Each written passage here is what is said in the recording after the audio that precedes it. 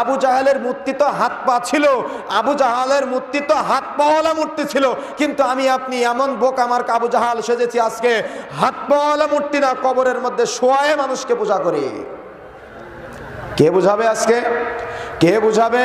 একজন হিন্দু ভাই সে যে মূর্তির পূজা করে, অন্তত সে মূর্তির হাত পা আছে, হাত পাওয়ালা মূর্তির সামনে সে পূজা করে।